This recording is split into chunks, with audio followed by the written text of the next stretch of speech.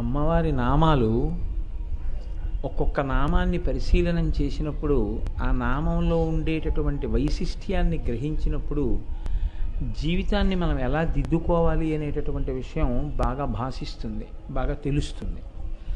దానివల్ల మనకి కలిగేటటువంటి ప్రయోజనం ఏమిటంటే కొన్ని కోట్ల జన్మల తర్వాత వచ్చినటువంటి మనుష్య జన్మని సక్రమంగా వినియోగించుకోవడం చేతనవుతుంది. అమ్మవారి నామాల్లో మనం చిట్ట చివరికి వెళ్ళిపోతూ ఉండగా ఒక నామం ఉంది, అందులో వాంఛితార్థప్రదాయిని అని ఆ నామం. చంద్రశేఖర పరమాచార్య స్వామి వారు కూడా ఒక చోట ప్రస్తావన చేశారు దీని గురించి.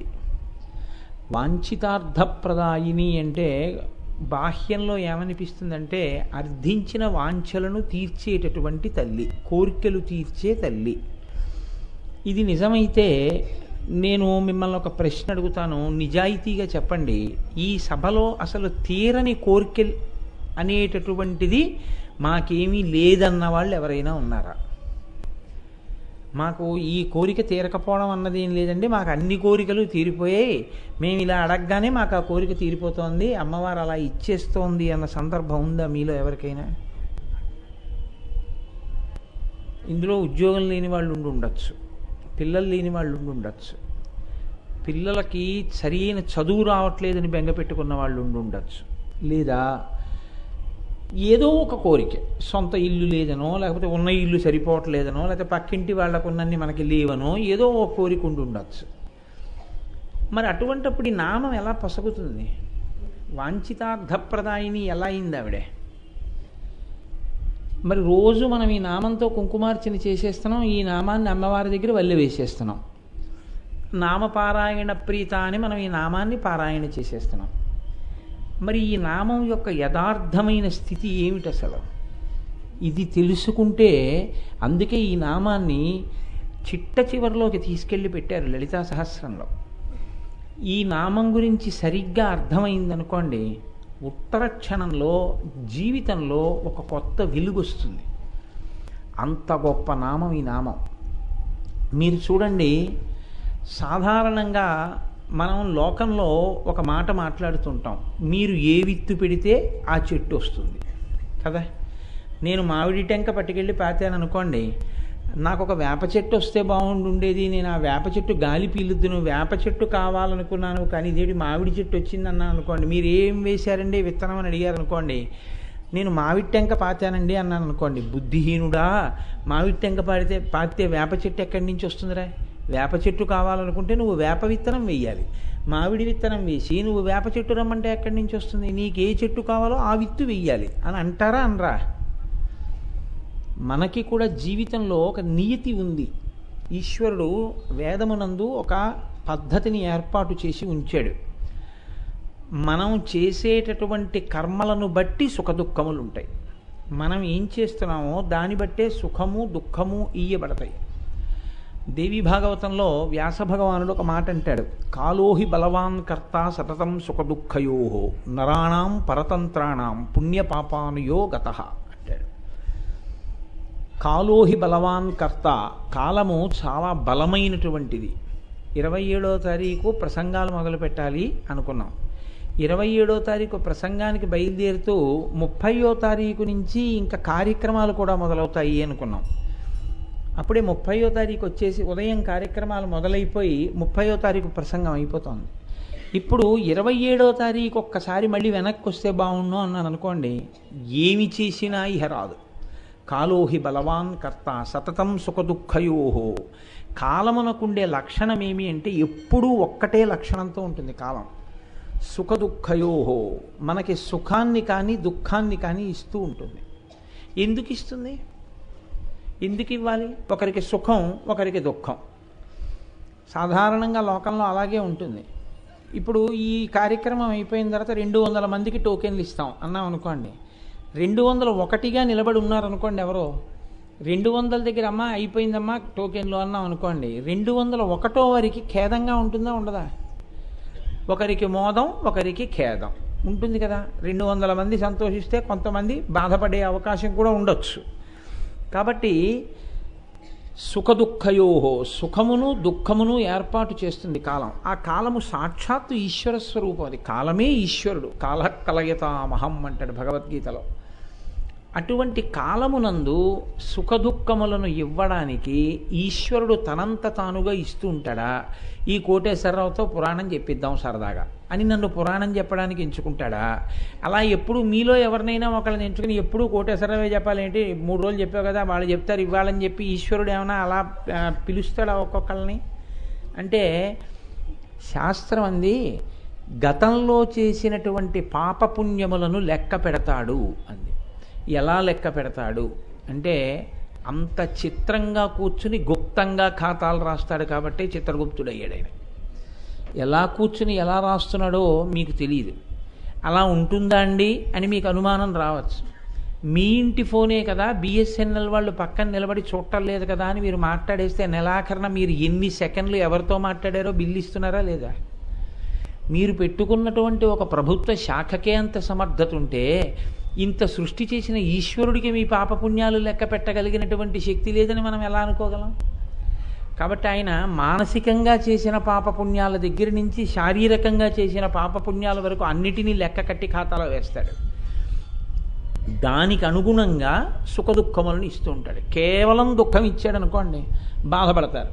అందుకని కాసేపు కొట్టి కొట్టి కొట్టి కొట్టి మొహం మీద నీళ్లు పోసినట్టు ఓ సుఖం కూడా పెడుతూ ఉంటారు. ఓ సుఖం దుఃఖం సుఖం దుఃఖం, లేకపోతే కొన్నాళ్ళు సుఖం కొన్నాళ్ళు దుఃఖం కొన్నాళ్ళు దుఃఖం సుఖం మారి మారి మారి మారి వస్తూ ఉంటాయి. ఇది ఎలా ఉంటుంది అంటే శంకర భగవత్పాదులు మాట చెప్తారు. ఆయుర్నశ్యతి పశ్యతాం ప్రతిదినం యాతిక్షయం యవ్వనం ప్రత్యాయాంతి గతాః పునర్న దివసాః కాలో జగద్భక్షకః లక్ష్మీస్తోయ తరంగ భంగ చపలా విద్యుచ్చలం జీవితం తస్మాన్ మాం శరణాగతిం కరుణయా త్వం రక్ష రక్షాధునా అంటారు. ఆయుర్నశ్యతి పశ్యతాం ప్రతిదినం యాతిక్షయం యవ్వనం. సూర్యోదయం అవుతోంది సూర్యాస్తమయం అవుతోందని మనం సంతోషిస్తూ ఉంటాం. కానీ ఈశ్వరుడు సూర్యోదయ సూర్యాస్తమయాలనేటటువంటి ప్రక్రియతో రహస్యంగా మన ఆయుర్దాయాన్ని గ్రసించేస్తుంటాడు, తినేస్తాడు. ఇవాళ పొద్దుటి నుంచి ఇవాళ సాయంకాలం లోపల నా ఆయుర్దాయం కొంత అయిపోయింది కదా, నా ఆయుర్దాయం కొంత పూర్తయిపోయింది. నేను బతికిన బతుకు ఇవాళ పొద్దుటి నుంచి సాయంకాలం నాకు ఈశ్వరుడు ఇచ్చినటువంటి జీవితకాలంలో కొంత భాగం అది అయిపోయింది, తినేశాడు ఈశ్వరుడు దాన్ని. అంటే పైకి మనకి మెరుపులు కనపడుతూ ఉంటాయి. రేపు ఇది చేస్తాం ఎల్లుండి అది చేస్తాం అంటుంటాం. శంకరులు అన్నారు ప్రత్యాయాంతి గతాః పునర్న దివసాః కాలో జగద్భక్షకః లక్ష్మీస్తోయ తరంగ భంగ చపలా విద్యుచ్చలం జీవితం అన్నారు. ఆకాశంలో మెరుపుతీగ అందంగా కనపడ్డా ఎంతసేపు ఉంటుందో సుఖం అనేటటువంటిది దుఃఖం అనేటటువంటిది రెండుగా కనపడేది నిజానికి అది ఒక్కటే. మనసు బాగుంటే సుఖం, బాగుండకపోతే దుఃఖం. దానికి అంతకన్నా ఏమి ఉండదు నిర్వచనం. మీకు వంకాయ కూర బాగుంటే నాకు అసహ్యం ఇయ్యచ్చు, మీ సుఖం నాకు దుఃఖం అవ్వచ్చు, నా దుఃఖం మీకు సుఖం అవ్వచ్చు. సుఖం అందరికీ సుఖం అవ్వక్కర్లేదు, దుఃఖం అందరికీ దుఃఖం అవ్వక్కర్లేదు. ఒకటి సుఖం ఇంకోటికి దుఃఖం, ఇంకోటి దుఃఖం ఇంకోటికి సుఖం. కాబట్టి ఈ సుఖ దుఃఖములు అనేటటువంటివి మెరుపు తీగల్లాంటివి. మెరుపు తీగలలా ఉండేటటువంటి ఈ సుఖములను అపేక్షిస్తూ మనిషి తన జీవితాన్నంతటినీ గడిపేస్తూ ఉండగా ఎప్పుడో అప్పుడు ఈశ్వరుడు ఊపిరిడు పూర్తయిపోయాయని చెప్పేసి అక్కడతో ఆయుర్దాయాన్ని పూర్తి చేసేస్తున్నాడు. వచ్చినటువంటి మనుష్య జన్మ యొక్క ప్రయోజనాన్ని మర్చిపోతున్నాడు. అయితే ఇదంతా ఎందుకు చెప్పాను? వాంఛితార్థప్రదాయిని.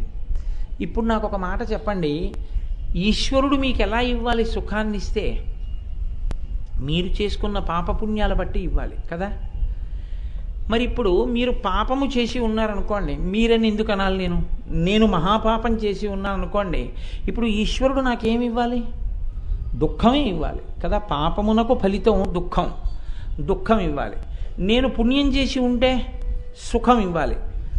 నేను మహాపాపాలు చేసి ఉంటే నాకు పాపాలు ఇవ్వకుండా ఇవాళ వీడు వచ్చి కొబ్బరికాయ కొట్టాడు అందుకని మనం సుఖాలు ఇచ్చేద్దామని ఈశ్వరుడు ఖాతాలన్నింటినీ ఎర్రసిరా పెట్టి గీతలు గీసేసి సుఖాలు ఇచ్చేయగలడా?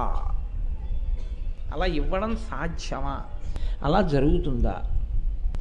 అలా జరుగుతుంది అని మీరంటే దానిలో కించిత్ దోషం ఒకటి వస్తుంది. అంటే మీరు స్తోత్రం చేస్తే ఈశ్వరుడు లొంగిపోయి మీ కోరికలు తీర్చేవాడు అవుతాడు. అప్పుడు ఆయన స్తుతి పాఠానికి లొంగుతాడనమాట. చాలా సంతోషపడిపోతాడు. వెళ్ళి పొగిడేస్తే మీ తప్పులన్నింటినీ ఎర్రసిరాతో కొట్టేసి నీవేం లేవులే తప్పులు, ఇంకా నువ్వు రాష్ట్రపతి వైపో ప్రధానమంత్రి వైపో అంటూ ఉండాలి ఆయన. అప్పుడు ఆయన్ని వెర్రివాణ్ణి చేయడం అవుతుంది. అది కాదు. ఇక్కడ వాంఛితార్థప్రదాయిని అన్న నామం యొక్క అర్థాన్ని జాగ్రత్తగా పట్టుకోవాలి. కష్టము మీకు వచ్చింది అంటే మీ పాపము అనుభవంలోకి వచ్చేసింది, మీరు చేసుకున్న పాపం పోతుంది కదా. ఓ కష్టం వచ్చింది అనుకోండి, నాకు కష్టం వచ్చింది అంటే నే చేసుకున్న పాపం పోతోంది అని కదా గుర్తు. పాపం పోతే కదా నేను కష్టం అనుభవించేస్తుంటాను. నేను కష్టం అనుభవించేస్తే నా పాపం పోయింది. నేను 1,00,000 రూపాయలు బ్యాంక్ లోన్ తీసుకుని ప్రతి నెల 1,000 రూపాయలు కట్టేస్తున్నాను అనుకోండి, నా అప్పు తీరిపోతుందా లేదా? అలాగే నేను అనుభవించేస్తుంటే దుఃఖాన్ని, నా పాపం పోతూ ఉంటుంది. నేను దుఃఖం అనుభవించవలసినటువంటి సమయం ఆసన్నమైనప్పుడు నాకేమిటో ఈ దిక్కుమాలిన దుఃఖం ఇలా పెట్టాడు, నేను ఇప్పుడు కొబ్బరికాయ కొట్టాను అయినా సరే నాకు ఆ దుఃఖం తీరట్లేదని నేను ఈశ్వరుణ్ణి నింద చేశాను అనుకోండి, ఇప్పుడు నా పాపం పోతుందా, ఇంకా కొత్త పాపం పెరుగుతూ ఉంటుందా? మళ్ళీ పెరుగుతూ ఉంటుంది పాపం. మరి అప్పుడు ఇంకొక ప్రశ్న వస్తుంది, మరి అప్పుడు నే చేసుకున్న పాపం నేను అనుభవించి, నేను చేసుకున్న పుణ్యం నేను అనుభవిస్తే ఈశ్వరుడు ఎందుకండి ఇంకా దాని ఫలితాలు ఇవ్వడానికే? ఇంకా ఆయన ఏం చేయలేడా? ఇప్పుడు నేను మరి కష్టపడి ఈశ్వరా నేను తప్పే చేసింది నన్ను మన్నించు అంటే ఈశ్వరుడు నన్నేమీ రక్షించకుండా ఉండలేడా? రక్షిస్తాడు. ఈశ్వరుడు 2 రకాలుగా రక్షిస్తాడు. అది చాలా చిత్రంగా ఉంటుంది. అదే వాంఛితార్థప్రదాయిని అనే నామం యొక్క యథార్థమైనటువంటి స్వరూపం. మీరు ఒక్కటి గమనించవలసి ఉంటుంది. పురాణాలు కానీ కావ్యాలు కానీ సమస్త వాంగ్మయం కానీ దేనికి వచ్చాయో తెలుసా?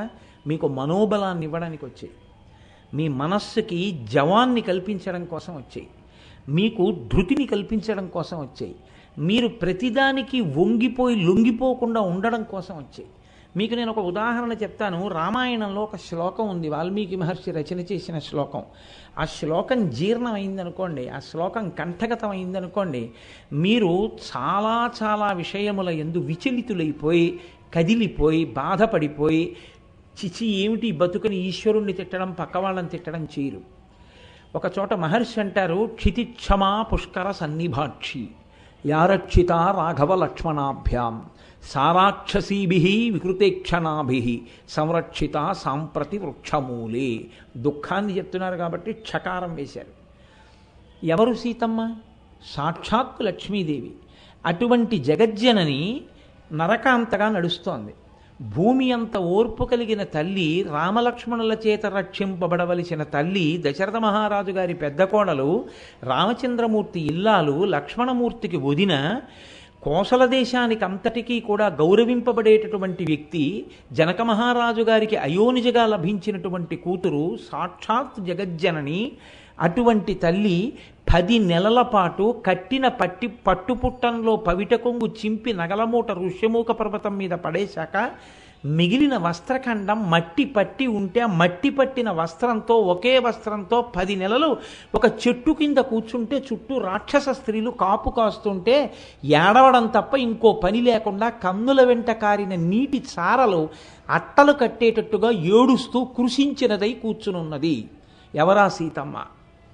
ఆయన అన్నారు, మాన్యాగురు వినీతస్య లక్ష్మణస్య గురుప్రియ యతి సీతాపి దుఃఖార్త కాలోహి దురతిక్రమ అన్నారు వాల్మీకి మహర్షి. ఈ శ్లోకం అంటే నాకు ప్రాణం. లక్ష్మణమూర్తి వదిన గారు పెద్దలని సేవించే లక్షణం ఉన్నది, ధర్మం తెలుసున్న తల్లి, రామచంద్రమూర్తి ఇల్లాలు ఇంత కష్టపడుతోందంటే కాలమును దాటగలిగిన మొనగాడు లేడు అన్నారు. కాలము కష్టాన్ని ఇవ్వాలి అని నిర్ణయం చేస్తే దాన్ని దాటించడం ఎవరి శక్యం కాదు. సీతమ్మ అన్ని కష్టాలు పడుతూ రామచంద్రమూర్తి పాదాలు విడిచిపెట్టేసిందా? భగవంతుణ్ణి వదిలిపెట్టేసిందా? వదిలిపెట్టలేదే. ఆవిడ భగవంతుణ్ణి పట్టుకునే ఉండి చివరికి ఒక మాట అంది, కళ్యాణి పతగాదేయం లౌకికీ ప్రతిపాతిమా ఏతి జీవంతి మానందో నరం వర్ష శతాతపి అంది. 100 సంవత్సరములు ఓపికగా ఎదురు చూసి భగవంతుణ్ణి ప్రార్థన చేసినటువంటి వ్యక్తికి చిట్ట చివర సుఖం కలిగి తీరుతుంది, వాడి శుభాన్ని పొందుతాడు అందమ్మవారు. తన పాపాన్ని పోగొట్టుకునేటటువంటి మార్గం కష్టాన్ని అనుభవించేయడమే. ఈ కష్టం నాకుంది, ఇది రాకుండా చూడండి అని అడగడం కన్నా ఈ కష్టం అనుభవించే శక్తినివ్వండి అని అడగడం చాలా మర్యాదతో కూడుకున్న వైదిక మార్గం. ఓ కష్టం వచ్చిందనుకోండి, దీన్ని తట్టుకుని నిలబడగలిగిన శక్తిని నాకు ఈ ఈశ్వర అని అడగాలి. అంతేకాని ఈ కష్టం నాకు రాకుండా చూడు అని అడగడానికి మీకు పాపం లేదు అని మీరు చెప్పండి. మీకు పాపం పుణ్యం లేకపోతే మీరు మనుష్య శరీరంలో ఉండరు. కేవలం పుణ్యం ఉంటే దేవత అవుతారు, కేవలం పాపం ఉంటే తిరియక్ అవుతారు. మీకు పాపం పుణ్యం ఉన్నాయి, మీకేమి నాకు కూడా ఏమి నాతో నేను అసలు. కాబట్టి పాపం పుణ్యం ఉంటేనే మనుష్య ఉపాధిలో ఉన్నాం.